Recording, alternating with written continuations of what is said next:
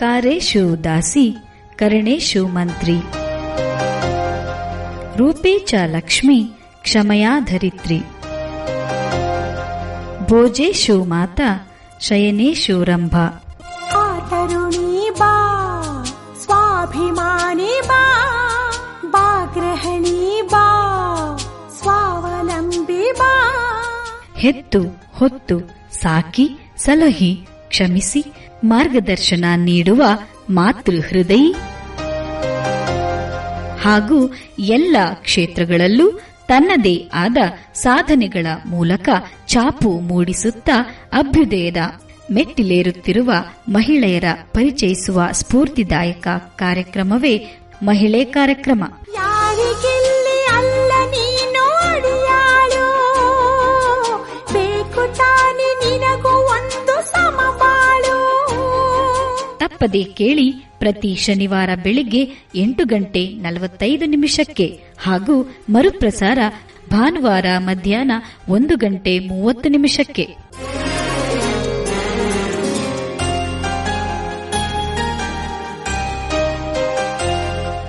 ಆತ್ಮೀಯ ಜನಧ್ವನಿ ಕೇಳುಗರಿಗೆಲ್ಲ ನಮಸ್ಕಾರ.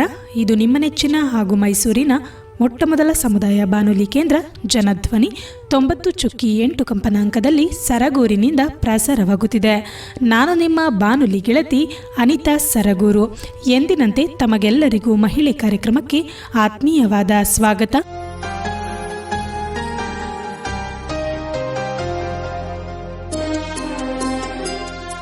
ಕೇಳುಗರೆ, ಈ ದಿನದ ಕಾರ್ಯಕ್ರಮ ತುಂಬ ವಿಶೇಷವಾದದ್ದು. ಯಾಕಂದರೆ ಕರ್ನಾಟಕ ಸರ್ಕಾರದ ಮಹಿಳಾ ಮತ್ತು ಮಕ್ಕಳ ಅಭಿವೃದ್ಧಿ ಇಲಾಖೆಯ ಅಡಿಯಲ್ಲಿ ಮಹಿಳಾ ಸಾಂತ್ವನ ಕೇಂದ್ರಗಳು ಕಾರ್ಯನಿರ್ವಹಿಸುತ್ತಿವೆ. ಮಹಿಳೆಯರಿಗೆ ವಿಶೇಷ ಸಹಾಯವಾಣಿ ಕೇಂದ್ರವಾಗಿ ಕಾರ್ಯನಿರ್ವಹಿಸುತ್ತಾ ಮಹಿಳೆಯರ ಮೇಲಿನ ದೌರ್ಜನ್ಯ, ಶೋಷಣೆ ಮತ್ತು ಕಿರುಕುಳವನ್ನು ತಡೆಯುವುದರ ಜೊತೆಗೆ ದೌರ್ಜನ್ಯಕ್ಕೊಳಗಾದ ಮಹಿಳೆಯರಿಗೆ ಆಶ್ರಯ, ಕಾನೂನು ನೆರವು ಮತ್ತು ಸಮಾಲೋಚನೆ ಒದಗಿಸುವ ಗುರಿಯನ್ನು ಹೊಂದಿದೆ. ಈ ಮಹತ್ ಕಾರ್ಯದಲ್ಲಿ ಹಲವಾರು ವರ್ಷಗಳಿಂದ ಕಾರ್ಯನಿರ್ವಹಿಸುತ್ತಾ ಸಮಾಜಮುಖಿಯಾಗಿ ತೊಡಗಿಸಿಕೊಂಡಿರುವ ಎಚ್.ಡಿ. ತಾಲೂಕಿನ ಮಹಿಳಾ ಸಾಂತ್ವನ ಕೇಂದ್ರದ ಆಪ್ತ ಸಮಾಲೋಚಕಿಯಾದ ಶ್ರೀಮತಿ ಜಶೀಲಾರವರು ಇಂದು ನಮ್ಮೊಂದಿಗಿದ್ದಾರೆ. ಬನ್ನಿ ಅವರನ್ನು ಕಾರ್ಯಕ್ರಮಕ್ಕೆ ಸ್ವಾಗತಿಸಿ ಮಹಿಳಾ ಸಾಂತ್ವನ ಕೇಂದ್ರದ ಮುಖ್ಯ ಕಾರ್ಯ ಉದ್ದೇಶವನ್ನು ತಿಳ್ಕೊಳ್ಳೋಣ. ಮೇಡಮ್, ಮೊದಲನೇದಾಗಿ ಕಾರ್ಯಕ್ರಮಕ್ಕೆ ಆತ್ಮೀಯವಾದ ಸ್ವಾಗತ ಮೇಡಮ್. ತಮಗೂ ಕೂಡ ಆತ್ಮೀಯವಾದಂತಹ ನಮಸ್ಕಾರಗಳು. ಜೊತೆಗೆ ನಮ್ಮೆಲ್ಲರ ಪ್ರೀತಿಯ ಕೇಳುಗರಿಗೂ ಸಹ ನಮಸ್ಕಾರಗಳು. ಮೊದಲಿಗೆ ಈ ಮಹಿಳಾ ಸಾಂತ್ವನ ಕೇಂದ್ರ ಅಂದ್ರೆ ಏನು ಅನ್ನೋದನ್ನ ತಿಳಿಸ್ಬೋದಾ ಮೇಡಮ್? ಮಹಿಳಾ ಸಾಂತ್ವನ ಕೇಂದ್ರ, ಅದರಲ್ಲಿ ಹೆಸರಲ್ಲೇ ಸೂಚಿಸುವಂತೆ ಮಹಿಳೆಯರಿಗೆ ಸಮಾಧಾನವನ್ನು ಹೇಳುವಂಥದ್ದು. ಯಾವ ರೀತಿ ಸಮಾಧಾನ ಹೇಳೋದು ಅಂತ ಹೇಳಿದ್ರೆ, ನೊಂದು ಬೆಂದು ಬಂದಂತಹ ಮಹಿಳೆಯರಿಗೆ ನಾವಿದ್ದೀವಿ ಬನ್ನಿ ಅಂತಕ್ಕಂತಹ ಒಂದು ಆತ್ಮವಿಶ್ವಾಸವನ್ನು ಕೊಡುವಂಥದ್ದು, ಅವರನ್ನು ಸಮಾಜದ ಮುಖ್ಯ ವಾಹಿನಿಗೆ ತರುವಂಥದ್ದು, ದೂರು ದುಮ್ಮಾನಗಳನ್ನು ಯಾವ ಒಂದು ಭಾಗಕ್ಕೆ ಅದನ್ನು ವರ್ಗಾಯಿಸಬೇಕು, ಅಂದರೆ ಅದು ಪೊಲೀಸ್ ಠಾಣೆಗೆ ಹೋಗಬೇಕಾ, DARಗೆ ಹೋಗಬೇಕಾ, ಡೊಮೆಸ್ಟಿಕ್ ವೈಲೆನ್ಸ್ ಆ್ಯಕ್ಟ್ CDPO ಕಚೇರಿಗೆ ಹೋಗಬೇಕಾ, ಉಚಿತ ಕಾನೂನು ಪ್ರಾಧಿಕಾರಕ್ಕೆ ಕಳಿಸ್ಬೇಕಾ, ಆಪ್ತ ಸಮಾಲೋಚನೆಯನ್ನು ಮಾಡಿ ಇದನ್ನು ನಾವೇ ಇಲ್ಲಿ ಮುಕ್ತಾಯಗೊಳಿಸಬಹುದಾ, ಈ ತಹ ಯಾವ ಪ್ರಕರಣಗಳು ಅದರ ತೀವ್ರತೆಯ ಆಧಾರದ ಮೇಲೆ ಅದರ ಬೇಸಿಕ್ ಅಂದರೆ ಅದರ ಮೂಲ ಸಮಸ್ಯೆಯನ್ನು ಯಾವ ರೀತಿ ಬಗೆಹರಿಸಬಹುದು ಅಂತಕ್ಕಂತಹ ನಿಟ್ಟಿನಲ್ಲಿ ಆ ಪ್ರಕರಣವನ್ನು ಈ ರೀತಿ ವಿಂಗಡಣೆ ಮಾಡಿ ಸೂಕ್ತವಾದಂತಹ ಸಮಾಧಾನವಾದಂತಹ ಒಂದೇ ಸೂರಿನ ಅಡಿಯಲ್ಲಿ ಮಹಿಳೆಯರಿಗೆ ಒಂದು ಸಮಾಧಾನವನ್ನು ಹೇಳುವಂತಹ ಸತ್ಕಾರ್ಯದ ಕೆಲಸ ಸಾಂತ್ವನ ಕೇಂದ್ರದ ಕೆಲಸ. ಓಕೆ, ಇದುವರೆಗೂ ಮಹಿಳಾ ಸಾಂತ್ವನ ಕೇಂದ್ರ ಏನೆಲ್ಲ ಕೆಲಸ ಕಾರ್ಯಗಳನ್ನ ಮಾಡ್ತಾ ಇದೆ ಅನ್ನೋದ್ರ ಕುರಿತು ಮಾಹಿತಿಯನ್ನು ನೀಡಿದ್ರಿ. ಇದರ ಮುಖ್ಯ ಉದ್ದೇಶನ ತಿಳಿಸ್ಬೋದಾ ಮೇಡಮ್ ನೀವು? ಇದರ ಮುಖ್ಯ ಉದ್ದೇಶ, ಈಗ ಒಂದು ಹೆಣ್ಣು ಮಗಳು, ಅವಳ ಮೇಲೆ ಒಂದು ದೌರ್ಜನ್ಯ ಆಗಿರುತ್ತೆ. ಈಗ ಅವಳು ಸಾರ್ವಜನಿಕವಾಗಿ ಬಂದು, ಈಗ ನಿಮಗೆ ಗೊತ್ತು ಭಾರತ ಹಳ್ಳಿಗಳ ದೇಶ, ಗ್ರಾಮೀಣ ಭಾಗದಲ್ಲಿ ಯಾವುದಾದ್ರೂ ಹೆಣ್ಣು ಮಗಳು ಸೀದಾ ಬಂದು ಪೊಲೀಸ್ ಠಾಣೆಗೆ ಹೋಗ್ಬೋದಾ? ಖಂಡಿತ ಇಲ್ಲ. ಅಲ್ಲಿ ಮನೆಯಲ್ಲಿ ಫಸ್ಟು ಯಜಮಾನ ಒಪ್ಪಿಗೆ ಕೊಡಬೇಕು, ಅದಾದಮೇಲೆ ಅವಳ ಕುಟುಂಬಸ್ಥರು ಒಪ್ಪಿಗೆ ಕೊಡಬೇಕು, ಅದಾದಮೇಲೆ ಗ್ರಾಮದವರು ಹೆಚ್ಚಿಗೆ ಒಪ್ಪಿಗೆ ಕೊಡಬೇಕು, ಹೋಗಿ ನೀವು ಮುಂದೆ ಅಂತ. ಇಲ್ಲ ಅಂದರೆ ಹೋಗಬೇಡಿ ಅಂದರೆ ಅವರಲ್ಲೇ ಇರಬೇಕು. ಸೊ ಈ ಒಂದು ವ್ಯವಸ್ಥೆಯನ್ನು ದಾಟಿ ಹೆಣ್ಣುಮಕ್ಕಳು ಎಲ್ಲೂ ಅವರಿಗೆ ಒಂದು ಸೂಕ್ತವಾದಂತಹ ಒಂದು ವೇದಿಕೆ, ಸಾರ್ವಜನಿಕವಾಗಿ ಅಲ್ಲ, 4 ಗೋಡೆಗಳ ಮಧ್ಯ ಅವರಿಗೆ ಅವರ ಸಮಸ್ಯೆಯನ್ನು ಮುಕ್ತವಾಗಿ ನಮ್ಮ ಹತ್ರ ಹೇಳ್ಕೊಳ್ಳೋಕ್ಕೆ ಬರುವಂತಹ ಒಂದು ಸೂರು ಸಾಂತ್ವನ ಕೇಂದ್ರ. ಇದು ಮಹಿಳಾ ಮತ್ತು ಮಕ್ಕಳ ಅಭಿವೃದ್ಧಿ ಇಲಾಖೆಯ ಒಂದು ಶ್ರೇಷ್ಠ ಯೋಜನೆ. ಇದು ಪ್ರತಿ ತಾಲೂಕಿನಲ್ಲೂ ಇದು ಕಾರ್ಯನಿರ್ವಹಿಸ್ತಾ ಇದೆ. ಪ್ರತಿ ತಾಲೂಕಿನ ಮಹಿಳಾ ಮತ್ತು ಮಕ್ಕಳ ಅಭಿವೃದ್ಧಿ ಜಿಲ್ಲಾ ಅಧಿಕಾರಿಯಾದಂತಹ CDPO ರವರು ಉಪನಿರ್ದೇಶಕರು ಇದನ್ನು ಮಾನಿಟರ್ ಮಾಡ್ತಾರೆ. ಇದನ್ನು ಒಂದು NGO ಅಂಡರ್ಗೆ ಕೊಟ್ಟಿರ್ತಾರೆ. ನಮ್ಮದು ಶ್ರೀ ಚಾಮುಂಡೇಶ್ವರಿ ಮಹಿಳಾ ಸಂಸ್ಥೆ ರಿಜಿಸ್ಟರ್ಡ್ ರತ್ನಮ್ಮ ನರಸೇಗೌಡರವರು ಇದರ ಕಾರ್ಯದರ್ಶಿಗಳಾಗಿದ್ದಾರೆ. ಅವರ ಒಂದು ಸದುದ್ದೇಶದಿಂದ ಸಾಂತ್ವನ ಕೇಂದ್ರದಲ್ಲಿ ನಾನು ಅಲ್ಲಿ ಕಾರ್ಯವನ್ನು ನಿರ್ವಹಿಸ್ತಾ ಇದ್ದೀನಿ. ಈ ಕೇಂದ್ರವನ್ನು ಸ್ಥಾಪಿಸಲು ಪ್ರಮುಖ ಕಾರಣನ ತಿಳಿಸ್ಬೋದಾ ಮೇಡಮ್? ಪ್ರಮುಖ ಕಾರಣ 2005ರಲ್ಲಿ ಕೌಟುಂಬಿಕ ದೌರ್ಜನ್ಯ ಕಾಯ್ದೆ ಬಂತು. ದೌರ್ಜನ್ಯ ಕಾಯ್ದೆ ಬಂದಾಗ ಇದನ್ನು CDPO ಅಂಡರ್ಗೆ ಕೊಟ್ಟರು. ಈ ಡೊಮೆಸ್ಟಿಕ್ ವೈಲೆನ್ಸ್ ಆ್ಯಕ್ಟ್, ದೌರ್ಜನ್ಯಕ್ಕೆ ಒಳಗಾದ ಮಹಿಳೆ ಸೀದಾ ಶಿಶು ಅಭಿವೃದ್ಧಿ ಯೋಜನಾಧಿಕಾರಿಗಳ ಮುಂದೆ ಬಂದಾಗ ಅವರು ಅವಳಿಗೆ ಸಮಾಧಾನವನ್ನು ಹೇಳಿ ಅವಳಿಗೆ ಸಮಾಲೋಚನೆಯನ್ನು ಮಾಡಿ ಅವಳಿಗೆ ಮೆಡಿಕಲ್ ಫೆಸಿಲಿಟಿಯನ್ನು ಕೊಟ್ಟು ಹೀಗೆಲ್ಲ ಒಬ್ಬರೇ ಮಾಡಿ ಅದನ್ನು ಕೋರ್ಟ್ಗೆ ಅವರು ಕೊಡುವಂಥದ್ದು. ಈಗ ಪೊಲೀಸ್ ಠಾಣೆಗಳಲ್ಲಿ FIR ಹೇಗೆ ಮಾಡ್ತಾರೋ ಅದೇ ರೀತಿ ಪ್ರತಿ ತಾಲೂಕಿನ CDPO ಕಚೇರಿಯಲ್ಲಿ DIR ಅಂತ ಮಾಡ್ತಾರೆ. ಇದು 2005ರಲ್ಲಿ ಬಂದಂತಹ ಕಾಯ್ದೆ. ಇದರ ಜೊತೆಗೆ ಈಗ CDPO ಅವರಿಗೆ ಎಷ್ಟೊಂದು ಕೆಲಸಗಳಿರ್ತದೆ ನಿಮಗೆ ಗೊತ್ತು. ಅವರು ಅಂಗನವಾಡಿ ಕೇಂದ್ರಗಳನ್ನು ನೋಡುವಂಥದ್ದು, ಅಪೌಷ್ಟಿಕ ಮಕ್ಕಳನ್ನು ನೋಡುವಂಥದ್ದು, ಹಲವಾರು ಯೋಜನೆಗಳನ್ನು ಕಾರ್ಯಗತ ಮಾಡೋದ್ರಲ್ಲಿ ಅವರು ಇರ್ತಾರೆ. ಮತ್ತು ಅದರ ಮೇಲ್ವಿಚಾರಕರ ಸಂಖ್ಯೆ ಕೂಡ ಕಡಿಮೆ ಇರ್ತದೆ. ಇದನ್ನೆಲ್ಲ ಮನಗಂಡಂತಹ ಮಹಿಳಾ ಮತ್ತು ಮಕ್ಕಳ ಅಭಿವೃದ್ಧಿ ಇಲಾಖೆ ತನಗೆ ಸಹಾಯವಾಗಲಿ, ಮಹಿಳೆಯರಿಗೆ ಇನ್ನಷ್ಟು ಸಹಾಯ ದೊರಕಲಿ ಅಂತಕ್ಕಂತಹ ಒಂದು ಉದ್ದೇಶದಿಂದ ಈ ಸಾಂತ್ವನ ಅಂತಕ್ಕಂತಹ ಒಂದು ಯೋಜನೆಯನ್ನು ಕೂಡ ತಂತು. ಇಲ್ಲಿ ನಮಗೆ ಬೇರೆ ಕೆಲಸ ಕೊಟ್ಟಿಲ್ಲ, ಅವರು ನಮಗೆ ಒಂದೇ ಕೆಲಸ ಕೊಟ್ಟಿರೋದು ಏನು, ನೊಂದು ಬಂದಂತಹ ಮಹಿಳೆಯರಿಗೆ ನೀವು ಸಮಾಲೋಚನೆಯನ್ನು ಮಾಡಿ ಅರಿವು ಕಾರ್ಯಕ್ರಮವನ್ನು ಕೊಡಿ, ಬಾಲ್ಯ ವಿವಾಹ ಸಂಬಂಧಪಟ್ಟಂತಹ ವಿಚಾರಗಳು ಬಂದರೆ ನಮ್ಮ ಗಮನಕ್ಕೆ ಕೊಡಿ, ಯಾವುದಾದ್ರು ಅಶಕ್ತ ಹೆಣ್ಣು ಮಗಳು ಬಂದರೆ ಅವಳನ್ನು ನೀವು ಎಲ್ಲಿಗೆ ಕೊಡಬೇಕು, ಹೇಗೆ ಕೊಡಬೇಕು ನಮಗೆ ವಿಚಾರವನ್ನು ಹೇಳಿ ಆ ಮಹಿಳೆಗೆ ನೀವು ನೆರವನ್ನು ನೀಡಿ ಅಂತಕ್ಕಂತಹ ಒಂದು ಗೈಡ್ಲೈನ್ನ ಮೂಲಕ DD CDPO ರವರು ನಮಗೆ ಒಂದು ಮಾರ್ಗದರ್ಶನವನ್ನು ಕೊಟ್ಟು ತಾವೇ ಅದನ್ನು ಒಬ್ಬರೇ ಮಾಡೋಕ್ಕಾಗಲ್ಲ ಅಂತ ಹೇಳಿ ಸರ್ಕಾರ ಒಂದು NGOಗೆ ಅದನ್ನು ವಹಿಸಿ ಅದರ ಮೂಲಕ ಮಹಿಳೆಯರ ಸಬಲೀಕರಣ, ಕೌಟುಂಬಿಕ ದೌರ್ಜನ್ಯ ಕಾಯ್ದೆಯಿಂದ ಮಹಿಳೆಯರ ಮತ್ತು ಮಕ್ಕಳ ರಕ್ಷಣೆಗೋಸ್ಕರ ಈ ಸಾಂತ್ವನ ಯೋಜನೆ ಬಂತು. ಇದೇ ಅದರ ಸದುದ್ದೇಶ. ಖಂಡಿತ ಮ್ಯಾಮ್. ಹಾಗಿದ್ರೆ ಈ ಮಹಿಳಾ ಸಾಂತ್ವನ ಕೇಂದ್ರದಲ್ಲಿ ಪ್ರಸ್ತುತ ಯಾವೆಲ್ಲ ರೀತಿಯ ಒಂದು ಸೇವೆಗಳು ಲಭ್ಯ ಇದೆ ಮೇಡಮ್? ಮೇಡಮ್, ನಮ್ಮದು ಒಂದು ಹಿಂದುಳಿದಂತಹ ತಾಲೂಕು. ನಾನು ಬರೀ ನನ್ನ ತಾಲೂಕು ಅಷ್ಟೇ ಮಾತಾಡ್ತೀನಿ. ಜಿಲ್ಲೆದು ಇದು ಮತ್ತು ಬೇರೆ ಬೇರೆ ತಾಲೂಕಂದು ಆಯಾ ಭಾಗದವರು ಆಯಾ ಭಾಗದ ಸಮಸ್ಯೆನ ಎದುರಿಸ್ತಾ ಇರ್ತಾರೆ. ನಾನು ನನ್ನ ತಾಲೂಕಿನಲ್ಲಿ ಏನಿದೆ ನನ್ನ ಸಮಸ್ಯೆ, ನನ್ನಲ್ಲಿ ಬರ್ತಕ್ಕಂತಹ ಮಹಿಳೆಯರು ಯಾವುದು ಏನು ಅಂತ ನಾನು ನಿಮಗೆ ಸವಿಸ್ತಾರವಾಗಿ ಹೇಳ್ತೀನಿ. ನಮ್ಮಲ್ಲಿ ಬರ್ತಕ್ಕಂಥದ್ದು ಮೊದಲನೆಯದು ಸಮಸ್ಯೆ ಮದ್ಯಪಾನದಿಂದ ಕೌಟುಂಬಿಕ ದೌರ್ಜನ್ಯ. ಮೇಡಮ್ ಕುಡ್ಕೊಂಡು ಬಂದು ನಮಗೆ ಹೊಡಿತಾ ಇದ್ದಾರೆ, ಎಷ್ಟೇ ಬುದ್ಧಿವಾದ ಹೇಳಿದ್ರು ಕೇಳ್ತಾ ಇಲ್ಲ, ಒಂದು ಬರ್ತದೆ. ಇನ್ನು ಎರಡನೇದು ಬರುತ್ತೆ, ಮೇಡಮ್ ಗಂಡ ತುಂಬ ಅನುಮಾನ ಪಡ್ತಾ ಇದ್ದಾನೆ ಅಂತ ಎರಡನೇದು ಬರ್ತದೆ. ಮೂರನೇದು ಬರ್ತದೆ, ಅನೈತಿಕ ಸಂಬಂಧವನ್ನು ಗಂಡ ಆಗಿರ್ಬೋದು ಅಥವಾ ಹೆಂಡತಿ ಆಗಿರ್ಬೋದು ಯಾವುದೋ ಒಂದು ಕೆಟ್ಟ ಸಮಯದಲ್ಲಿ ಆದಂತಹ ಒಂದು ಕೆಟ್ಟ ಒಂದು ನಿರ್ಣಯದಿಂದ ಕೆಲವೊಂದು ಕೌಟುಂಬಿಕ ಕಲಹಗಳು ಆಗಿರುತ್ತೆ. ಮಕ್ಕಳನ್ನು ಬಿಟ್ಟು ತಾಯಿ ಹೋಗುವಂಥದ್ದು, ತಾಯಿ ಮತ್ತು ಮಕ್ಕಳನ್ನು ಬಿಟ್ಟು ಗಂಡ ಹೋಗುವಂಥದ್ದು, ಇಂತಹ ಸಮಸ್ಯೆಗಳು ಬಂದಿರುತ್ತೆ. ಅದನ್ನು ನಮ್ಮ ಹತ್ರ ಬರ್ತಾರೆ. ಜೊತೆಗೆ ಈಗ ನೋಡಿ, ನಮ್ಮದು ಏನೋ ಒಂದು ಜಾಗ ಇರ್ತದೆ, ಅಲ್ಲಿ ಓಡಾಡಲಿಕ್ಕಾಗಲ್ಲ. ಬೇರೆ ಆ ಕಡೆಯವರು ಗಂಡಸರು ಯಾರೋ ಬಂದು ಈ ಮನೆಯ ಹೆಣ್ಣು ಮಗಳಿಗೆ ಏನೋ ತೊಂದರೆ ಕೊಡ್ತಾ ಇದ್ದಾರೆ, ಹಲ್ಲೆ ಆಗ್ತಾಯಿದೆ, ಜಗಳ ಆಗ್ತಾಯಿದೆ, ನಾವು ಪೊಲೀಸ್ ಠಾಣೆಗೆ ಹೋಗ್ತೀವಿ, ಅಲ್ಲಿ ನಮಗೇನು ಅವ್ರು ಸರಿಯಾಗಿ ಸ್ಪಂದಿಸ್ತಿಲ್ಲ, ಅಥವಾ ಬೇರೆ ಎಲ್ಲೋ ಹೋಗಿದ್ವಿ ಅವರೇನೋ ಸ್ಪಂದಿಸಿಲ್ಲ, ಇಂತಹ ಸಮಸ್ಯೆಗಳು ಬರ್ತದೆ. ಇನ್ನೊಂದು ಬರ್ತದೆ, ಪ್ರೀತಿಸಿ ನಂಬಿಸಿ ಮೋಸ ಹೋದಂತಹ ಯುವತಿಯರು. ಮೇಡಮ್, ನಾನು ಅವರನ್ನು ಪ್ರೀತಿ ಮಾಡಿದೆ, ನಾನು ಅವರನ್ನು ಬಹಳ ನನ್ನ ಬದುಕಿನಲ್ಲಿ ನಾನು ನಿರ್ಣಯವನ್ನು ತಗೊಂಡೆ, ನನ್ನ ಒಂದು ದೈಹಿಕವಾದಂತಹ ನನ್ನ ಜೊತೆ ಸಂಪರ್ಕವನ್ನು ಕೂಡ ಇಟ್ಕೊಂಡ್ರು, ಈಗ ನೀನು ಯಾರು ಗೊತ್ತಿಲ್ಲ ಅಂತ ಹೇಳ್ತಾ ಇದ್ದಾರೆ. ನನ್ನ ಫೋಟೋಸ್ ಎಲ್ಲ ಅವ್ರ ಹತ್ರನೇ ಇದೆ. ಈಗ ನಾನು ಇದನ್ನು ಏನಾದರೂ ದೂರು ದುಮ್ಮಾನ ಕೊಡೋಕ್ಕೆ ಹೋದರೆ ಇದನ್ನು ನಾನು ಸೋಷಿಯಲ್ ಮೀಡಿಯಾದಲ್ಲಿ ಹಾಕ್ತೀನಿ ಅಂತ ಹೇಳ್ತಾ ಇದ್ದಾನೆ, ಹಾಗಾಗಿ ನನಗೆ ನ್ಯಾಯ ಕೊಡಿ ಅಂತ ಒಂದು ಬರ್ತದೆ. ಇನ್ನೊಂದು, ನನಗೆ ಅವನು ಬೇಕೇ ಬೇಕು, ನನಗೆ ಮದುವೆ ಮಾಡಿಸ್ಕೊಡಿ ಅಂತ ಬರುತ್ತೆ. ಇನ್ನೊಂದು, ಅಪ್ರಾಪ್ತ ಬಾಲಕಿಯರು ಮನೆ ಬಿಟ್ಟು ಕಾಣೆ ಹಾಕ್ತಾರೆ. ಕಾಣೆಯಾಗಿ ಅವ್ರು ಎಲ್ಲಿಗೆ ಹೋಗ್ತಾರೆ ಅಂತ ನಮ್ಮ ಪೊಲೀಸ್ನವರು ತನಿಖೆ ಮಾಡಿ ಪಾಪ ಕಷ್ಟಪಟ್ಟು ಹುಡುಕಿ ಪೇರೆಂಟ್ಸ್ ಮುಂದೆ ಕರ್ಕೊಂಬಂದುಬಿಟ್ಟಾಗ ಅಲ್ಲಿ ಒಂದು ಲವ್ ಸ್ಟೋರಿ ಇರುತ್ತೆ. ಬಟ್ ಅಲ್ಲಿ ಕೆಲವೊಮ್ಮೆ ಹುಡುಗನೂ ಅಪ್ರಾಪ್ತ ಆಗಿರ್ತಾನೆ, ಹುಡುಗಿನೂ ಅಪ್ರಾಪ್ತ ಬಾಲಕಿ. ಆ ಬಾಲಕಿಯನ್ನು ಒಂದು 2 ಗಂಟೆ ರಾತ್ರಿ ಅಥವಾ ಒಂದು 12 ಗಂಟೆ ರಾತ್ರಿಗೆ ಆ ಹೆಣ್ಣುಮಗಳನ್ನ ಟ್ರೇಸ್ ಔಟ್ ಮಾಡಿ ಪೊಲೀಸ್ ಕರ್ಕೊಂಬರ್ತಾರೆ.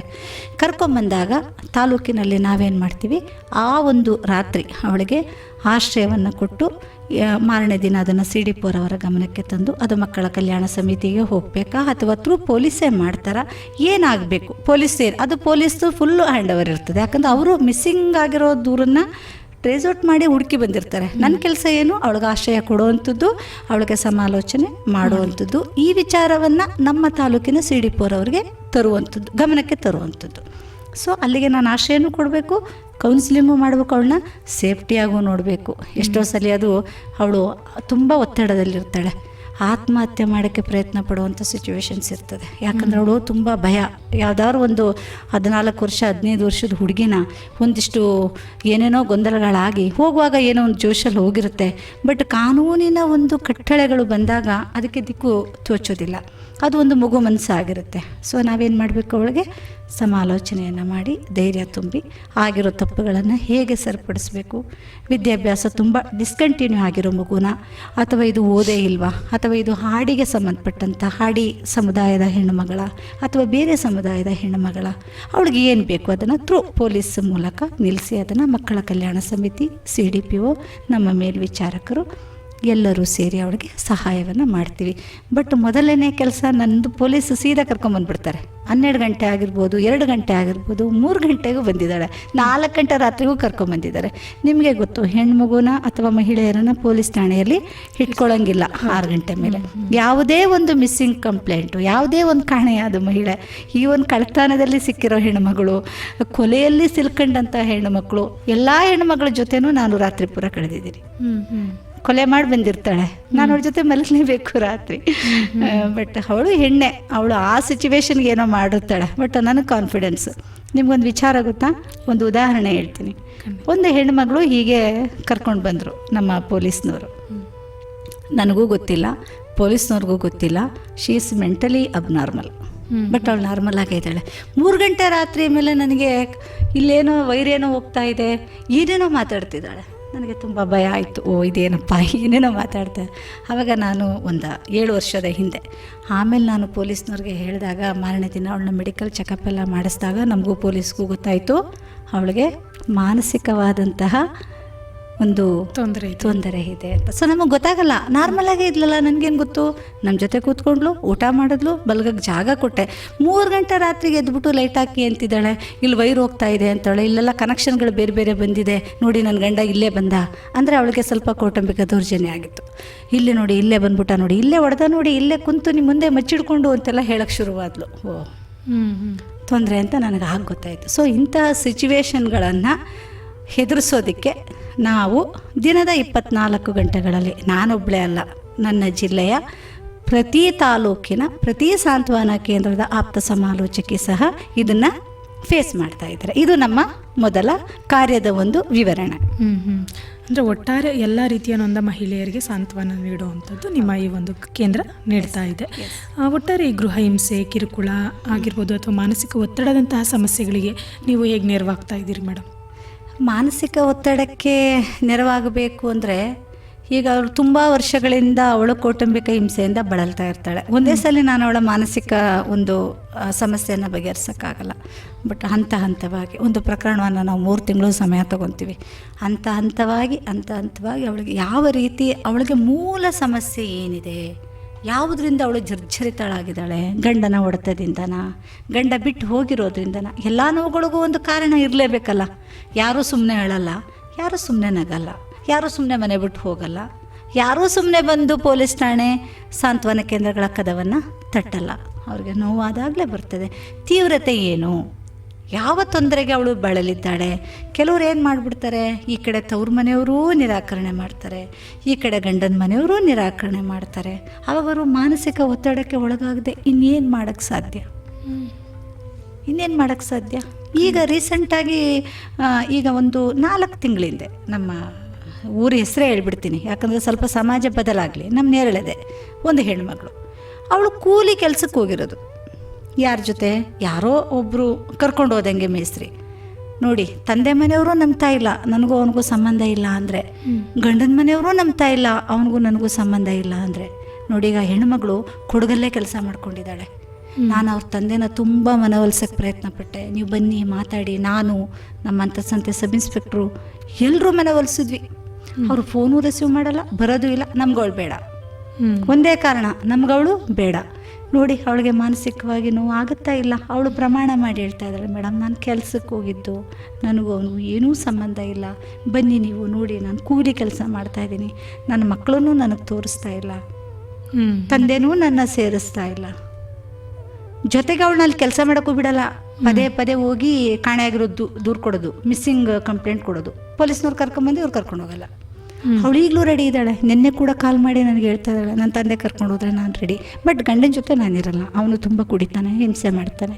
ತಂದೆ ಮನೇಲಿ ನನಗೆ ಆಶ್ರಯ ಕೊಟ್ಟರೆ ನಾನು ಅಲ್ಲೇ ಕೂಲಿ ಮಾಡಿ ಇರ್ತೀನಿ. ಆದರೆ ತಂದೆ ಒಪ್ತಾ ಇಲ್ಲ. ಅಂದರೆ ಸಮಾಜ ಏನು ಮೂರನೇವರು ಹೇಳಿದಾರೋ ಅದನ್ನು ಅವರು ತಗೊಂಡ್ಬಿಟ್ಟಿದ್ದಾರೆ. ಸೊ ನಾ ಹೇಳೋದು, ಮೊದಲು ಹೆಣ್ಣಿಗೆ ತವರು. ಒಂದು ಸಣ್ಣ ಪುಟ್ಟ ವ್ಯತ್ಯಾಸಗಳು ಬಂದಾಗ ತಂದೆ ತಾಯಿ ತಳ್ಳಬಾರ್ದು, ಅವರನ್ನು ಅಪ್ಕೋಬೇಕು. ನೀವೆಲ್ಲ ತಳ್ಳಿಬಿಡ್ತೀರಾ, ನಾವು ತಳ್ಳಿಬಿಡ್ತೀವಿ, ಎಲ್ಲಿಗೆ ಹೋಗ್ತಾರೆ? ಸೊ ಹಾಗಾಗಿ ಸಮಾಜ ಬದಲಾಗಬೇಕು. ಕೌಟುಂಬಿಕ ವ್ಯವಸ್ಥೆಯಲ್ಲಿ ಕುಟುಂಬ ಬದಲಾಗಬೇಕು, ಚಿಂತನೆಗಳು ಬದಲಾಗಬೇಕು, ಆಲೋಚನೆಗಳು ಬದಲಾಗಬೇಕು, ತಗೊಳ್ಳುವಂತಹ ನಿರ್ಧಾರಗಳು ಬದಲಾಗಬೇಕು.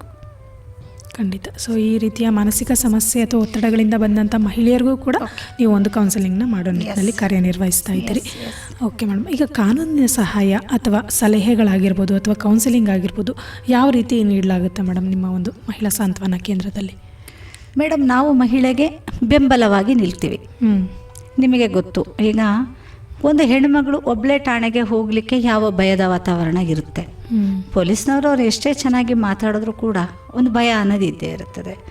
ಸ್ವಲ್ಪ ಗದರುವಂಥ ಪೊಲೀಸ್ ಸಿಕ್ಬಿಟ್ರಂತೂ ಮುಗೀತು ಕತೆ. ಅವಳಿಗೆ ನಲ್ಲಿ ಹೋಗಲೇಬೇಕು, ನನಗೆ ನ್ಯಾಯ ತಗೊಳ್ಳೇಬೇಕು ಅಂತಕ್ಕಂತಹ ಒಂದು ಮನಸ್ಥಿತಿಯಿಂದ ಪಾಪ ಹೊರ ಬಂದುಬಿಟ್ಟಿರ್ತಾಳೆ. ಆವಾಗ ಅವಳಿಗೆ ನಾವೇನು ಮಾಡ್ತೀವಿ? ನಾನೇ ಬರ್ತೀನಿ ಜೊತೆ, ನಾನೇ ಮಾತಾಡ್ತೀನಿ, ನಾನಿದ್ದೀನಿ ನಿನ್ನ ಜೊತೆ, ನಾನು ಕರ್ಕೊಂಡು ಹೋಗ್ತೀನಿ. ನಿಮಗೆ ಗೊತ್ತು, ಈಗ ನಮ್ಮ ಕರ್ನಾಟಕ ರಾಜ್ಯ ಆಯೋಗದ ಮಹಿಳಾ ಅಧ್ಯಕ್ಷರಾದಂತಹ ನಾಗಲಕ್ಷ್ಮಿ ಚೌಧರಿ ಅವರು ಹೇಗೆ ಜಿಲ್ಲಾ ಪ್ರವಾಸಗಳನ್ನು ಮಾಡಿ ಹೇಗೆ ಮಹಿಳೆಯರಲ್ಲಿ ಸ್ಫೂರ್ತಿಯನ್ನು ತುಂಬ್ತಾ ಇದ್ದಾರೆ, ದೌರ್ಜನ್ಯಗಳ ಒಂದು ವಿರುದ್ಧ ಹೇಗೆ ಅವರು ಸ್ಪಂದನೆಯನ್ನು ನೀಡ್ತಾ ಇದ್ದಾರೆ.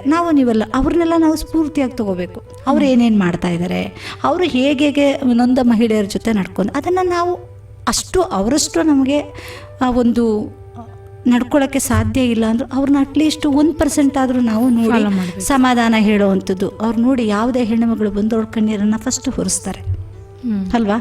ನಾವು ಆ ಕೆಲಸವನ್ನು ಮಾಡಿ ಅವಳಿಗೆ ಧೈರ್ಯ ತುಂಬಿ ನಾನಿದ್ದೀನಿ ಅಂತ ಹೇಳಿ ನನ್ನ ಒಂದು ನೈತಿಕವಾದಂತಹ ಒಂದು ಬೆಂಬಲದೊಂದಿಗೆ ಅವಳಿಗೆ ಕಾನೂನಾತ್ಮಕವಾದಂತಹ ಸಲಹೆಯನ್ನು ಕೊಟ್ಟು ನಾನು ಪೊಲೀಸವ್ರ ಹತ್ರ ಯಾವತ್ತೂ ನಾನೇನಿದ್ರು ಸರ್ಕಲ್ ಇನ್ಸ್ಪೆಕ್ಟ್ರು, ಸಬ್ ಇನ್ಸ್ಪೆಕ್ಟ್ರು, DYSP, SP ಸಾಹೇಬರು, ಈ 4 ಜನರೊಟ್ಟಿಗೆ ನಾವು ಬೇಗ ಕಮ್ಯುನಿಕೇಷನ್ಗೆ ಹೋಗ್ಬಿಡ್ತೀವಿ. ಯಾಕಂದರೆ ಕೆಳ ಹಂತದ ಅಧಿಕಾರಿಗಳು ಬೇಗ ನಮಗೆ ಸ್ಪಂದಿಸ್ತಾ ಇರಬಹುದೇನೋ ಸಂದರ್ಭಗಳು. ಯಾಕಂದರೆ ನಮಗೆ ಪೊಲೀಸ್ನವ್ರಿಗೆ 1000 ಇರುತ್ತೆ, ನಮ್ಮದು ಒಂದೇ ಇರುತ್ತೆ.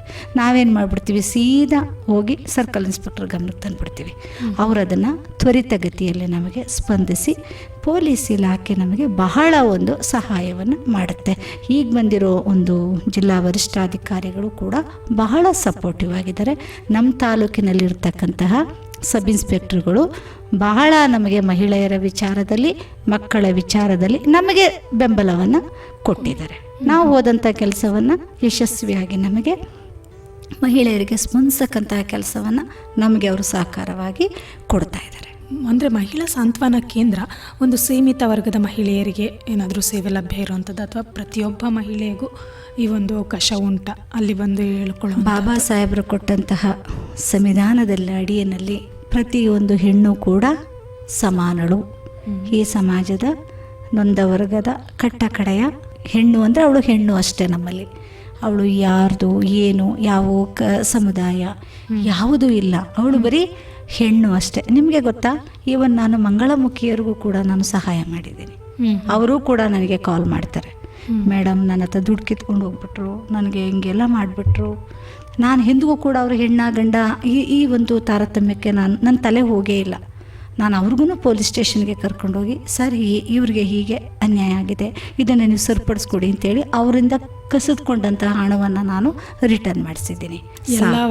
ಎಲ್ಲ ವರ್ಗದ ಮಹಿಳೆಯರಿಗೂ ಬಾಬಾ ಸಾಹೇಬರು ಕೊಟ್ಟಂತಹ ಸಂವಿಧಾನದ ಅಡಿಯಲ್ಲಿ ಅವರಿಗೆ ಏನು ಕಾನೂನಾತ್ಮಕವಾಗಿ ಸಿಗುತ್ತೋ ಅದು ಪ್ರತಿಯೊಬ್ಬರಿಗೂ ನಮ್ಮ ಕೇಂದ್ರದಲ್ಲಿ ಲಭ್ಯ ಇದೆ. ಓಕೆ ಮೇಡಮ್, ಹಾಗಿದ್ರೆ ಈ ಗ್ರಾಮೀಣ ಪ್ರದೇಶದ ಮಹಿಳೆಯರಿಗೆ ಈ ಕೇಂದ್ರದ ಸೇವೆಗಳು ಹೇಗೆ ತಲುಪ್ತಾ ಇದೆ ಮೇಡಮ್? ನಾನು ಮೊದಲು ಸಾಂತ್ವನ ಕೇಂದ್ರ ಬಂದಾಗ ನಾನು ಅಂದ್ಕೊಂಡೆ ನಿಜವಾಗ್ಲೂ ನಮ್ಮ ಗ್ರಾಮೀಣ ಭಾಗದ ಹೆಣ್ಣುಮಕ್ಕಳು ಬರ್ಬೋದಾ ಇಲ್ಲಿವರೆಗೆ ಅಂತ ನನಗೆ ಒಂದು ಇದಿತ್ತು. ನಾನು ಬಂದು 10 ವರ್ಷ ಆಯಿತು ಮೇಡಮ್. 10 ವರ್ಷದ ಹಿಂದೆ ನಮ್ಮ ಸೆಕ್ರೆಟ್ರಿ ರತ್ನಮ್ಮ ನರಸೇಗೌಡರು ಸಾಂತ್ವನ ತಗೊಂಡು ಬಂದು ಇಲ್ಲಿ ಕೊಟ್ಟರು. ಅವರು ನನಗೂ ಅಷ್ಟೊಂದು ನಾಲೆಡ್ಜ್ ಇಲ್ಲ, ಈಗಲೇ ನನಗೂ ಸ್ವಲ್ಪ ಬುದ್ಧಿ ತಿಳುವಳಿಕೆ ಎಲ್ಲ ಬಂದಿರೋದು. ಊರಿಗೆ ಹೋದಾಗ ಹೇಗೆ ನಾವು ಫೇಸ್ ಮಾಡಬೇಕು ಇದೆಲ್ಲ ನಿಜವಾಗ್ಲೂ ನನಗೆ ಸ್ವಲ್ಪ ಗೊತ್ತೇ ಇರಲಿಲ್ಲ. ಆಮೇಲೆ ನಾವು ಗ್ರಾಮಕ್ಕೆ ಭೇಟಿ ಮಾಡಿದ್ವಿ, ಸ್ತ್ರೀ ಶಕ್ತಿ ಸಂಘಗಳ ಗುಂಪುಗಳಿಗೆ ಭೇಟಿ ಮಾಡಿದ್ವಿ. ಧರ್ಮಸ್ಥಳ ಸಂಸ್ಥೆಯವರು ಪ್ರತಿಯೊಂದು ಮಹಿಳಾ ಕಾರ್ಯಕ್ರಮವನ್ನು ಮಾಡ್ತಾರೆ, ಮಹಿಳಾ ದಿನಾಚರಣೆಯನ್ನು ಮಾಡ್ತಾರೆ, ಒಂದು ಮಹಿಳೆಯರ ಗುಂಪನ್ನು ಮಾಡ್ತಾರೆ. ಆ ಗುಂಪುಗಳಿಗೆ ನಾನು ಭೇಟಿ ಮಾಡ್ತಿದ್ದೆ.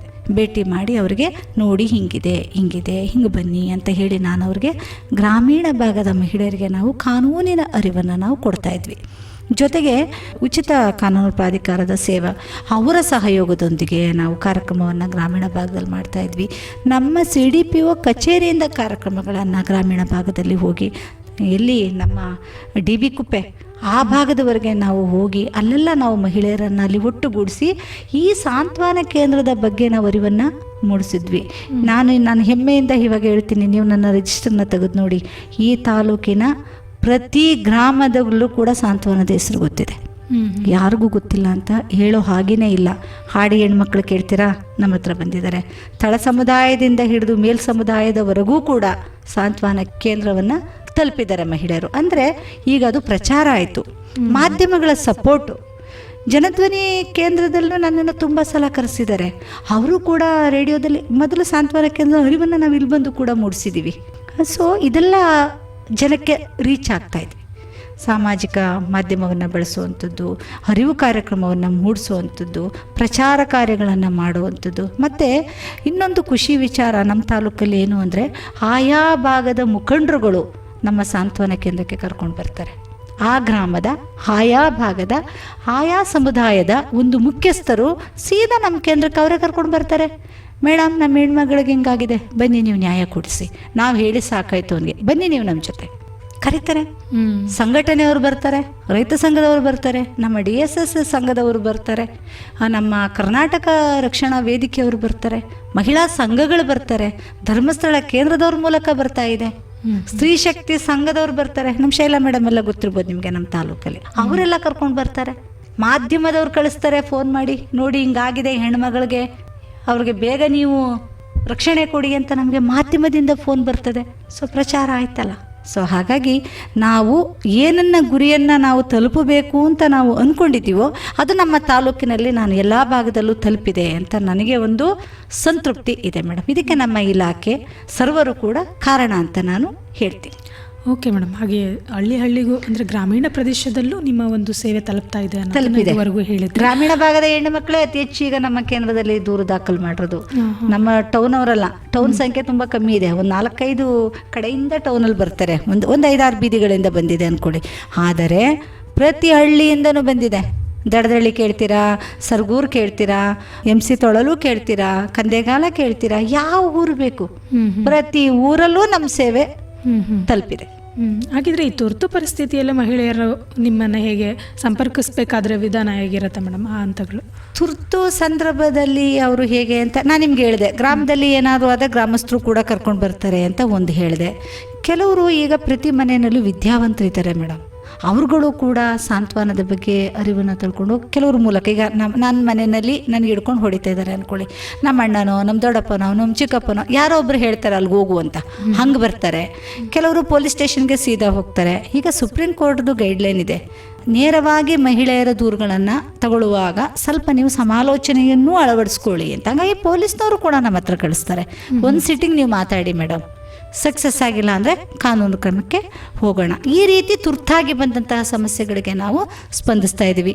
ನನಗೆ ದೂರವಾಣಿ ಕರೆಗಳು ಕೂಡ ಬರ್ತಾ ಇದೆ, ದೂರವಾಣಿ ಕರೆನೂ ಬರ್ತಾ ಇದೆ. ಅದು ಹೇಗೆ ಸಿಗ್ತಾ ಇದೆ, ನನಗದೊಂದು ಖುಷಿ. 2 ಗಂಟೆ ರಾತ್ರಿಗೆಲ್ಲ ಕಾಲ್ ಬರುತ್ತೆ. ಆವಾಗ ನಾನು ಸೀದಾ 112ಗೆ ಕಾಲ್ ಮಾಡಿ ಪೊಲೀಸನ್ನು ಮನೆಗೆ ಕಳಿಸಿ ಆ ಹೆಣ್ಣುಮಗಳನ್ನು ಅಲ್ಲಿಂದ ರೆಸ್ಕ್ಯೂ ಮಾಡಿಸಿ ಮಾರನೇ ದಿನ ನಾವು ಪೊಲೀಸೆಲ್ಲ ಸೇರಿ ಆ ಹೆಣ್ಮಗಳಿಗೆ ನಾವು ಏನು ಸಮಸ್ಯೆ ಆಗಿದೆಯೋ ಅದನ್ನು ನಾವು ರಕ್ಷಣೆಯನ್ನು ಮಾಡ್ತಾ ಇದ್ದೀವಿ. ಈಗ ಒಂದು 4 ತಿಂಗಳ ಹಿಂದೆ ಒಂದು ಹೆಣ್ಣುಮಗಳು ಹೆಬ್ಬಾಳ ಕಟ್ಟೆಗೆ ಹೋಗಿರ್ತಾಳೆ ಆತ್ಮಹತ್ಯೆ ಮಾಡ್ಕೊಳ್ಳೋಕ್ಕೆ ವಿತ್ತು ಮಗುವಿನ ಜೊತೆ. ಅಲ್ಲಿ ಯಾರೋ ನೋಡಿದ್ದಾರೆ, ನೋಡಿ ನನಗೆ ಕಾಲ್ ಮಾಡಿದ್ದಾರೆ. ನಾನು ಸೀದಾ 112 ಕಾಲ್ ಮಾಡ್ತೀನಿ. ನಮ್ಮ ಪೊಲೀಸು ಈ 112 ಸೇವೆ ಇದೆಯಲ್ಲ ನಿಜಕ್ಕೂ ಹೆಮ್ಮೆ. ತುರ್ತಾಗಿ ಅದು ನಮಗೆ ಲಭ್ಯ ಆಗಿ ಅವ್ರು ಹೋಗಿ ಅಲ್ಲಿಂದ ರೆಸ್ಕ್ಯೂ ಮಾಡಿ ಅವ್ರನ್ನ ಕರ್ಕೊಂಡು ಬಂದು ನಾವು ಆಶ್ರಯಕ್ಕೆ ಬಿಟ್ಟು ಸಮಾಲೋಚನೆಯನ್ನು ಮಾಡಿ SLC ಎಕ್ಸಾಮ್ ಬರೀಬೇಕಾಗಿತ್ತು ಮಗಳು. ಅವ್ರಿಗೆ ನಾವು ಅದು ಸಮಸ್ಯೆ ಇಲ್ಲಿ ಹೇಳೋ ಆಗಿಲ್ಲ, ಆ ಥರ ಸಮಸ್ಯೆ ಇತ್ತು. ಅದನ್ನು ನಾವು ಬಗೆಹರಿಸಿ ಅದೇ ಮನೆಯಲ್ಲಿ ಇರಿಸಿ ಮಗುವಿನ ಎಕ್ಸಾಮ್ ಮುಗಿದ ನಂತರ ಕೌಟುಂಬಿಕ ವಿಚಾರವನ್ನು ಮಾತಾಡೋಣ ಅಂತೇಳಿ ಗಂಡನ್ನು ನೀ ಸ್ವಲ್ಪ ದಿನ ಅಲ್ಲಿ ಅವಳಿಗೇನು ತೊಂದರೆ ಕೊಡಬಾರ್ದು ಅಂತ ಅವನಿಗೆ ಬಿಗಿ ಬಂದೋಬಸ್ತ್ ಮಾಡಿ ಮಗುದೀಗ ಎಕ್ಸಾಮ್ ಮುಗಿದಿದೆ, ರಿಸಲ್ಟ್ ಬಂದಿದೆ. ಈಗ ಆ ಸಮಸ್ಯೆ ಬಗೆಹರಿಸ್ಕೊಡ್ಬೇಕು. ಒಟ್ಟಿನಲ್ಲಿ ಸಾವಿನ ದವಡೆಯಿಂದ ಅವರನ್ನು ನಾವು ಪಾರು ಮಾಡಿದಂತಹ ಸಂತೃಪ್ತಿ ನಮಗೂ ಪೊಲೀಸ್ಗೂ ಇದೆ. ಒಟ್ಟಾರೆ ತುರ್ತು ಪರಿಸ್ಥಿತಿಯಲ್ಲೂ ಈ ಸಾಂತ್ವನ ಕೇಂದ್ರ ಕೆಲಸ ನಿರ್ವಹಿಸ್ತಾ ಇದೆ. ಈ ಪೊಲೀಸ್ ಇಲಾಖೆ ಆಗಿರ್ಬೋದು ಅಥವಾ ಇತರ ಸಂಘ ಸಂಸ್ಥೆಗಳೊಂದಿಗೆ ನಿಮ್ಮ ಸಹಕಾರ ಹೇಗಿರುತ್ತೆ ಮೇಡಮ್? ನಾನು ನಿಮಗೆ ಮೊದಲೇ ಹೇಳಿದೆ, ತವ್ರ ಮನೆಯನ್ನು ಬಿಟ್ಟರೆ ಇನ್ನು 2ನೇ ಮನೆ ಈಗ ನಮಗೆ ಪೊಲೀಸ್ ಆಗಿದೆ. ನಾವೆಲ್ಲಿದ್ದೀವಿ ಅಂದರೆ ಪೊಲೀಸ್ ಸ್ಟೇಷನು ಅಂತ ಅನ್ಬೇಕೀಗ. ಯಾಕಂದರೆ ಮಹಿಳೆಯರು ಪಾಪ ತುಂಬ ಸಮಸ್ಯೆಗಳಿವೆ ತಾಲೂಕಲ್ಲಿ. ಅದು ವಿದ್ಯಾವಂತರು ಸಮಸ್ಯೆ, ಅವಿದ್ಯಾವಂತರದ್ದು ಸಮಸ್ಯೆ ಇದೆ, ಎಲ್ಲರದ್ದು ಸಮಸ್ಯೆ ಇದೆ. ಮನಸ್ಥಿತಿಗಳು ಬದಲಾಗುವವರೆಗೂ ದೌರ್ಜನ್ಯಗಳು ನಿಲ್ಲಲ್ಲ. ನಾನಿಷ್ಟು ಓದಿದ್ದೀನಿ ಅನ್ನೋದು ಮುಖ್ಯ ಅಲ್ಲ, ನನ್ನ ಮನಸ್ಥಿತಿ ಏನು ಅನ್ನೋದ್ರ ಮೇಲೆ ಒಂದು ಹೆಣ್ಣಿನ ಮೇಲೆ ನಡೀತಕ್ಕಂತಹ ದೌರ್ಜನ್ಯಗಳ ಸಂಖ್ಯೆ ಏರಿಳಿತಗಳಾಗೋಕ್ಕೆ ಸಾಧ್ಯ. ಪೊಲೀಸ್ ಇಲಾಖೆ ನಮಗೆ ಬಹಳ ಸ್ಪಂದಿಸ್ತಾ ಇದೆ. ನಾನು ನಿಮ್ಗೆ ಆರಂಭದಲ್ಲೇ ಹೇಳಿದೆ, ನಾನು ಸೀದಾ ಹೋದರೆ ಸರ್ಕಲ್ ಇನ್ಸ್ಪೆಕ್ಟರ್ ಮುಂದೆನೇ ನಾನು ಕೂತ್ಕೊಳ್ಳೋದು. ನನಗಿಲ್ಲ ಆಗಿಲ್ಲ ಅಂದರೆ ನಾನೆಲ್ಲೋ ಕೂರ್ಬೋದು. ಜಸ್ಟ್ ಇಮ್ಯಾಜ್ ಮಾಡಿ DSP ಕಚೇರಿಲಿರ್ತೀನಿ. ಅಲ್ಲಿ ನನಗಾಗಲಿಲ್ಲ ಅಂದರೆ ನಾನು ಎಲ್ಲೋಗಿರ್ಬೋದು ಹೇಳಿ ದೂರ ತೊಗೊಂಡು SP ಹತ್ರ ಹೋಗಿರ್ತೀನಿ. ಸೊ ನಾವೇನು ಮಾಡಬೇಕು ಅಂದರೆ ಯಾವಾಗಲೂ ನ್ಯಾಯವನ್ನು ಒಂದೇ ಕಡೆ ಇಲ್ಲಿಗೆ ಸಿಕ್ಕಲಿಲ್ಲ ಅಂತ ನಾವು ಕೈ ಚೆಲ್ಲಬಾರ್ದು. ನಾವೇನು ಮಾಡಬೇಕು, ಹೈಯರ್ ಆಫೀಸರ್ಗಳ ಹತ್ರ ನಾವು ಹೋಗಿ ನಮ್ಮ ಸಮಸ್ಯೆಗಳನ್ನು ನಾವು ಹಂಚ್ಕೊಂಡಾಗ ಖಂಡಿತ ಅದಕ್ಕೆ ಫಲ ನಮಗೆ ಸಿಕ್ಕೇ ಸಿಗುತ್ತೆ. ಬಟ್ ಎಲ್ಲ ಪ್ರಕರಣಗಳಿಗೂ ನಾನು ಅಲ್ಲಿವರೆಗೆ ಹೋಗುವಂಥ ಅವಶ್ಯಕತೆ ಇಲ್ಲ. ನನಗೆ ಲೋಕಲಲ್ಲೇ ನಮ್ಮ ಪೊಲೀಸ್ನವರು, ಸರ್ಕಲ್ ಇನ್ಸ್ಪೆಕ್ಟರ್ಗಳು, ನಮ್ಮ ಸರಗೂರಾಗಿರ್ಬೋದು, ಅಂತರ್ಸಂತೆ ಆಗಿರ್ಬೋದು, ಕೋಟೆ ಆಗಿರ್ಬೋದು, ಮೇಡಮ್ ನಾನು ಅರ್ಧ ರಾತ್ರಿಗೆ ಫೋನ್ ಮಾಡಿದ್ರು ನನಗೆ ಸ್ಪಂದಿಸ್ತಾರೆ. ಅದರಲ್ಲಿ ನಾನು ಬಹಳ ಹೆಮ್ಮೆ ಪಡ್ತೀನಿ. ನಮ್ಮ ಪೊಲೀಸ್ ಇಲಾಖೆಯನ್ನು ನಾನು ಗೌರವಿಸ್ತೀನಿ. ಖಂಡಿತ ಮೇಡಮ್. ಅಂದರೆ ಯಾವುದೇ ಒಂದು ಸಮಸ್ಯೆ ಅಥವಾ ಪ್ರಕರಣಗಳು ಬಂದಾಗ ಒಂದು ಪರಿಹಾರಕ್ಕೆ ಸರಾಸರಿ ಎಷ್ಟು ಸಮಯವನ್ನು ತಗೋಬೋದು ಮೇಡಮ್ ನಿಮ್ಮ ಹತ್ರ ಬಂದಂತಹ ಪ್ರಕರಣಗಳು? ಮೇಡಮ್, ಅದು ಪ್ರಕರಣದ ತೀವ್ರತೆಯ ಮೇಲೆ ನಿಲ್ಲುತ್ತೆ. ಒಂದೇ ದಿನದಲ್ಲೇ ಗಂಡ ಮನೆ ಬೀಗವನ್ನು ಕೊಟ್ಟುಬಿಟ್ಟು ಒಳಗಡೆ ಸೇರಿಸ್ಬಿಟ್ರೆ ಸಮಸ್ಯೆ ಬಗೆಹರಿತು. ಬಟ್ ಅವಳು ಬರಂಗೇ ಇಲ್ಲ ಅಂತ ಅವನು ಬೀಗ ಎತ್ಕೊಂಡು ಗೂರ್ಬಿಟ್ಟೋಗಿದ್ರೆ ಅಲ್ವಾ? ಸೊ ಹಂಗಾಗಿ ಸಮಸ್ಯೆಗಳ ಆಧಾರದ ಮೇಲೆ ನಾನು ಸಮಯವನ್ನು ಹೇಳ್ಬೋದೇ ವಿನಃ ನಾನು ಸಮಸ್ಯೆಯ ತೀವ್ರತೆ ಇಲ್ಲದೆ ನಾನು ಸಮಯವನ್ನು ನಿಗದಿ ಮಾಡೋಕ್ಕೆ ಆಗಲ್ಲ. ಏನೇ ಆದ್ರೂ ಒಂದು ಸಮಸ್ಯೆ ಬಗೆಹರಿಯೋಕ್ಕೆ 1-2 ತಿಂಗಳು, 1 ತಿಂಗಳು, 3 ತಿಂಗಳು. ಕೆಲವೊಂದು ಪ್ರಕರಣ ಒಂದೇ ದಿನನೂ ಬಗೆಹರಿಸಿದ್ದೀವಿ. ಒಂದು ಸಣ್ಣ ಪುಟ್ಟ ಕೋಪಕ್ಕೆ ಬಂದಿರ್ತಾಳೆ, ಒಂದು ಚಿಕ್ಕ ವಿಚಾರಕ್ಕೆ ಬಂದಿರ್ತಾಳೆ, ತುಂಬ ದೊಡ್ಡದು ಅಲ್ವೇ ಅಲ್ಲ ಅದು. ಏನೋ ಒಂದು ಮೊಬೈಲ್ ವಿಚಾರಕ್ಕೋ, ಯಾವುದೋ ಒಂದು ಮಿಸ್ ಕಾಲ್ ಬಂದದ್ದಕ್ಕೋ, ಯಾವುದೋ ಒಂದು ಕಾಲ್ ರೆಕಾರ್ಡ್, ಏನೋ ಒಂದು ಮಿಸ್ಕಮ್ಯುನಿಕೇಷನ್, ಇದೆಲ್ಲ ಆದಾಗ ನಾವು ತುಂಬ ಅಲ್ಲಿ ಏನೂ ಇಲ್ಲ ಸಮಸ್ಯೆ ಅಂದಾಗ ನಾವು ಅದನ್ನು ಅದೇ ದಿನನೂ ಬಗೆಹರಿಸ್ಬೋದು. ಸಮಸ್ಯೆಯ ಒಂದು ತೀವ್ರತೆಯ ಆಧಾರದ ಮೇಲೆ ನಾವು ಪ್ರಕರಣವನ್ನು ಸಮಯ ತಗೊಂಡು ನಾವು ಅದನ್ನು ಕ್ಲಿಯರ್ ಮಾಡ್ಬೋದು ಮೇಡಮ್.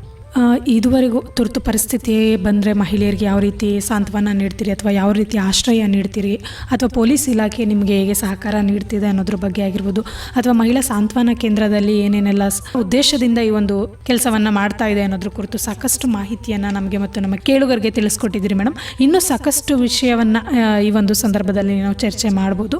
ಸೊ ಸಮಯದ ಅಭಾವ ಇರೋದ್ರಿಂದ ನಾವು ಮುಂದಿನ ಸಂಚಿಕೆಯಲ್ಲಿ ಇದಕ್ಕೆಲ್ಲ ಏನೆಲ್ಲ ಸಮಸ್ಯೆಗಳಿಗೆ ಪರಿಹಾರ ಇದೆ ಅಥವಾ ಯಾವೆಲ್ಲ ಸಮಸ್ಯೆಗಳು ಮಹಿಳೆಯರಿಗೆ ಎದುರಾಗುತ್ತೆ ಅನ್ನೋದ್ರ ಬಗ್ಗೆ ಆಗಿರ್ಬೋದು, ಅಥವಾ ಫೋಕ್ಸೋ ಅತ್ಯಾಚಾರ ಸಂತ್ರಸ್ತರ ಕೌನ್ಸಿಲಿಂಗ್ ಮಾಡೋದು, ಸಖಿ ಕೇಂದ್ರಗಳು ಅಥವಾ ಜಿಲ್ಲಾಸ್ಪತ್ರೆಗಳು ಹೇಗೆ ಕೆಲಸ ಮಾಡ್ತಾ ಇದೆ ಅನ್ನೋದ್ರ ಬಗ್ಗೆ ಆಗಿರ್ಬೋದು, ಅಂದರೆ ಈ ಒಂದು ಕ್ಷೇತ್ರದಲ್ಲಿ ನೀವು ಎದುರಿಸ್ತಿರೋ ಸವಾಲುಗಳಾಗಿರ್ಬೋದು. ಸೊ ಮುಂದಿನ ಒಂದು ಸಂಚಿಕೆಯಲ್ಲಿ ಎಲ್ಲ ವಿಚಾರಗಳ ಕುರಿತು ಚರ್ಚೆ ಮಾಡೋಣ. ಸೊ ಇಲ್ಲಿಗೆ ಈ ಒಂದು ಸಂಚಿಕೆಯನ್ನು ಮುಗಿಸೋಣ. ಸೊ ಭಾಳ ಸಂತೋಷ ಮೇಡಮ್, ಇಷ್ಟೊತ್ತು ನಮ್ಮ ಜೊತೆ ಇದ್ದು ಸಾಕಷ್ಟು ಮಾಹಿತಿಯನ್ನು ನಮಗೆ ಮತ್ತು ನಮ್ಮ ಕೇಳುಗರಿಗೆ ತಿಳಿಸ್ಕೊಟ್ಟಿದ್ದೀರಿ. ಅದಕ್ಕಾಗಿ ತುಂಬ ಹೃದಯದ ಧನ್ಯವಾದಗಳು ಮೇಡಮ್. ಓಕೆ, ತಮಗೂ ಕೂಡ ಧನ್ಯವಾದಗಳು. ಎಲ್ಲ ಮಹಿಳೆಯರು ಸುಖ ಸಮೃದ್ಧಿಯಿಂದ ಇರಲಿ, ದೂರು ದುಮ್ಮಾನಗಳು ಕಡಿಮೆ ಆಗಲಿ, ಕೌಟುಂಬಿಕ ದೌರ್ಜನ್ಯದ ಸಂಖ್ಯೆ ಕಡಿಮೆ ಆಗಲಿ, ಮಹಿಳೆಯರನ್ನು ಗೌರವಿಸೋಣ ಅಂತ ಹೇಳ್ತಾ, ಇನ್ನು ಮುಂದಿನ ಸಂಚಿಕೆಯಲ್ಲಿ ನಾವು ಇನ್ನೂ ಒಂದು ಹೆಚ್ಚಿನ ಮಾತುಕತೆಯನ್ನು ಮುಂದುವರಿಸೋಣ. ಇಲ್ಲಿಗೆ ವಿರಾಮವನ್ನು ಹೇಳಿ ಸಮಸ್ತ ಮಹಿಳಾ ಕೇಳುಗರಿಗೆ ಮತ್ತು ಮಹಿಳೆಯರನ್ನು ಗೌರವಿಸುವಂತಹ ಪುರುಷ ಸಮುದಾಯಕ್ಕೂ ಕೂಡ ನನ್ನ ಒಂದು ವಂದನೆಯನ್ನು ಹೇಳ್ತಾ ನನ್ನ ಮಾತಿಗೆ ವಿರಾಮ ಹಾಕ್ತೀನಿ. ಜೈ ಹಿಂದ್, ಜೈ ಕರ್ನಾಟಕ ಮಾತೆ, ಜೈ ಭೀಮ್. ಧನ್ಯವಾದಗಳು ಮೇಡಮ್. ಕೇಳುಗರೆ, ಇದುವರೆಗೂ ಕೇಳ್ತಾ ಇದ್ರಿ ಮಹಿಳೆ ಕಾರ್ಯಕ್ರಮದಲ್ಲಿ HD ಕೋಟೆ ತಾಲೂಕಿನ ಮಹಿಳಾ ಸಾಂತ್ವನ ಕೇಂದ್ರದ ಆಪ್ತ ಸಮಾಲೋಚಕಿಯಾದ ಶ್ರೀಮತಿ ಜಶೀಲಾರವರ ಜೊತೆಗಿನ ಸಂದರ್ಶನ ಕಾರ್ಯಕ್ರಮವನ್ನು ಮತ್ತೆ ಮುಂದಿನ ಸಂಚಿಕೆಯಲ್ಲಿ ಇನ್ನಷ್ಟು ಮಾಹಿತಿಯೊಂದಿಗೆ ನಿಮ್ಮನ್ನು ಭೇಟಿಯಾಗ್ತೀನಿ. ಅಲ್ಲಿಯವರೆಗೂ ಕೇಳ್ತಾ ಇರಿ ಜನಧ್ವನಿ.